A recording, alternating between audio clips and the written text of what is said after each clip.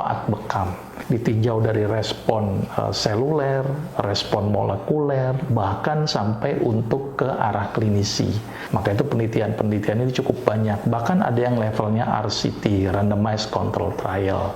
Dan itu banyak kasus yang bisa diobati dengan bekam. Misalnya untuk respon nyeri, contohnya, ya, untuk kasus migrain dan sebagainya. Artinya penelitian-penelitian bekam ini sudah sangat ilmiah.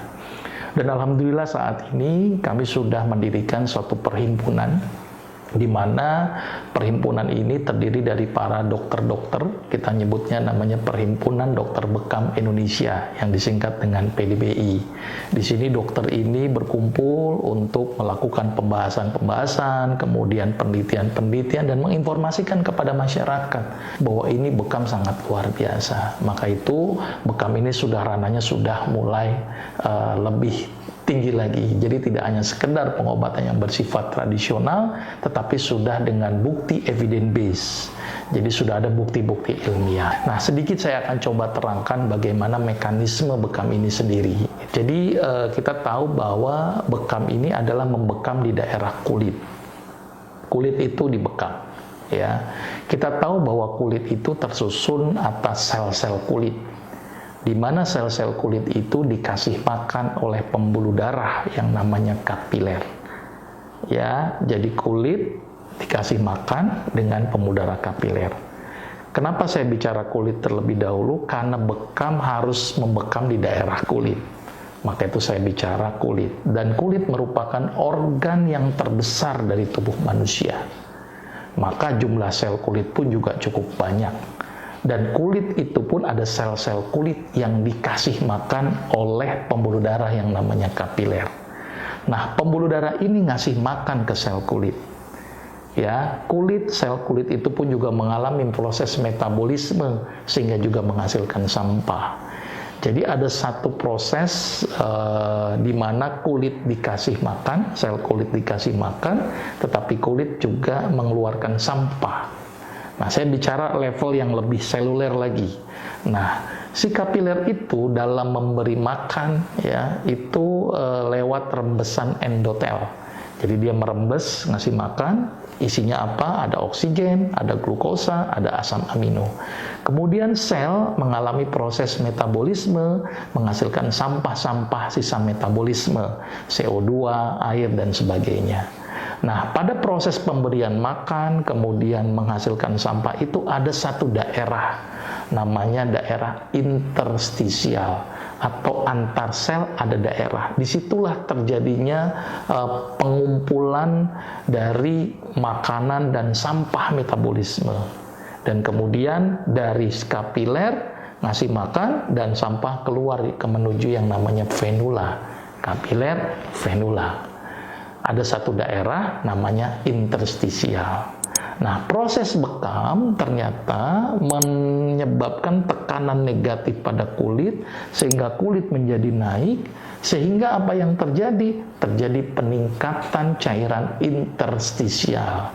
Karena tadi di kop tekanan negatif, cairan dari sirkulasi darah kapiler masuk ke interstisial menjadi meningkat. Sampah pun yang seharusnya terbuang karena di pop, maka dia akan terhambat untuk proses pengeluarannya. Sehingga ngumpullah cairan interstisial yang meningkat di daerah yang namanya interstisial. Jadi di kop berarti terjadi akumulasi cairan interstisial. Kemudian setelah di kop, dalam jangka waktu beberapa menit gitu ya, atau sampai kondisi sudah hiperemis, popnya dilepas, kemudian dilakukan penusukan atau penyayatan. Ditusuk, maka keluarlah tadi cairan interstisial. Jadi mayoritas yang keluar pada saat bekam itu adalah cairan interstisial, walaupun ada juga dinding pembuluh darah yang robek. Ada yang robek, maka juga sebagian sel darah pun ada yang keluar, tapi itu sebagian kecil. Atau sel darah merah mengalami lisis sehingga menimbulkan warna merah. Setelah ditusuk atau ditoreh kemudian dikop lagi, maka cairan keluar tuh dalam jumlah yang banyak.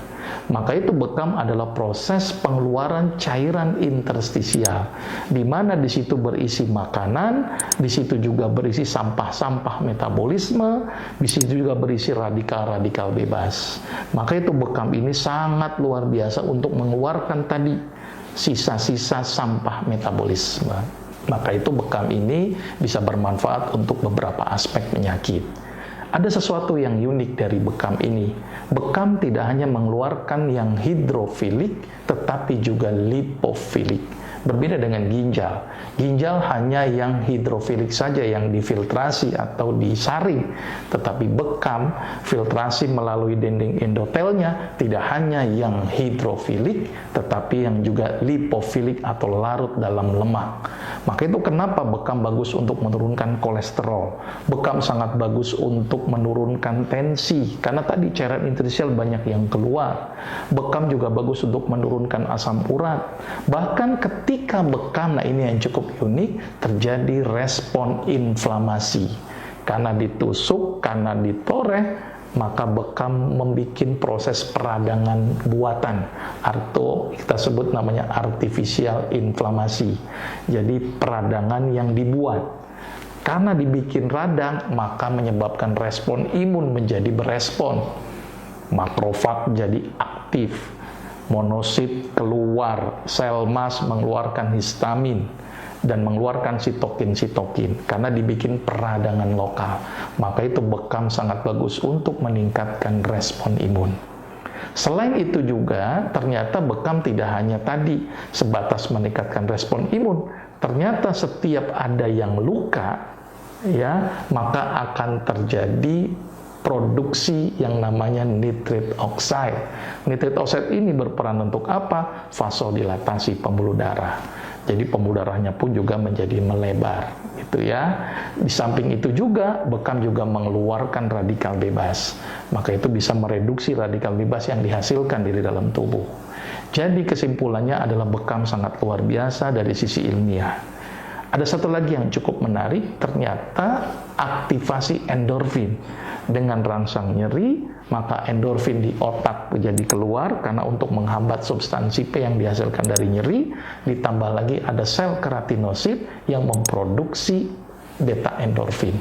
Jadi ternyata beta endorfin ini juga teraktivasi dengan adanya rangsangan bekam.